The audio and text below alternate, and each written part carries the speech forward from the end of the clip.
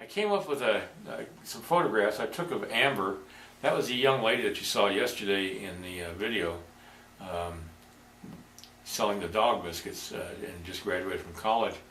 Back when she was probably about 12 or 13, I took pictures of her in one of her mom's Indian dresses, or recreated Indian dresses.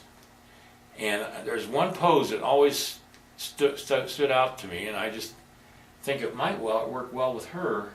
I've just got to figure out what I'm going to do first.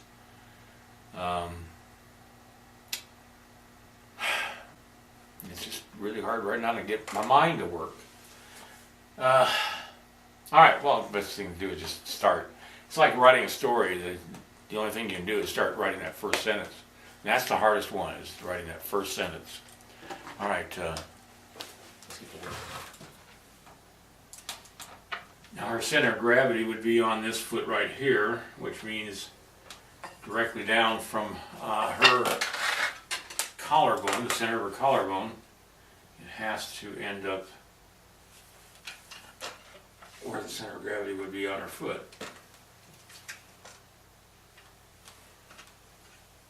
Now mind you, none of this underneath the clothing is going to show.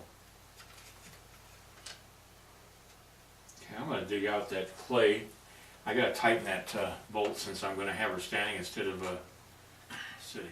And see, I put the marker where the bolt was, and so that's going to be easy to find.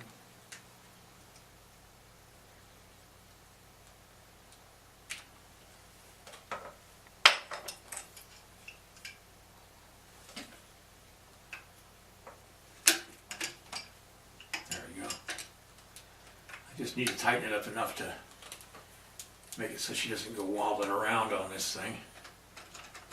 And she still is, but that's easily remedied too by just anchoring the feet in the position. Okay, what I did was I took a round object that I have in the studio, made a trace of it. That was about the size I wanted the base to be. I split it right there so I could get it around the bottom of the sculpture. I centered it where I thought it would be best to center it. Probably better right there. And now I just trace an outline of that circle on the base that I'm working on. And what I'll do is I'll sculpt the base right to that line. Okay, what I'm doing now is I'm just bringing the clay. This line is not the line I want to follow. This line isn't either. But I'm bringing the clay right up to the line that I've drawn. And I'll just continue doing that all the way around. Alright, I'm just going to call it quits. I can't even get my mind around this today. I'm just trying and trying. But I like the way it's starting. I want to go ahead and print some pictures up of this pose because it's too hard to work off my little laptop screen, and I'd rather have the image. It's just a slow start, but it's going to get there. I like her stance. It looks good from all angles, and that's really key.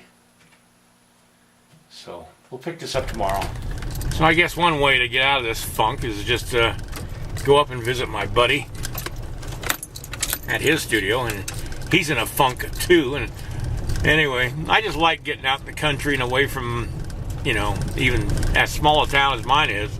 I just like getting away from town and get out where the grass is green and there's wide expanse of nothingness around me. Well, I just went up to Todd Connor's studio to try to stimulate my imagination. He's suffering from depression as well.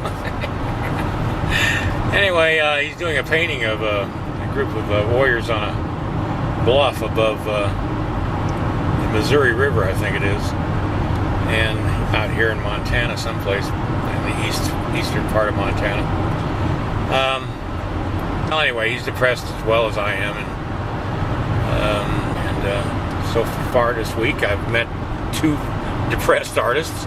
and I think it's getting to me. And it could be the fact that I'm watching the Hatfields and the McCoy miniseries on the History Channel, and the dysfunctionality of those two families are just depressing the crap out of me.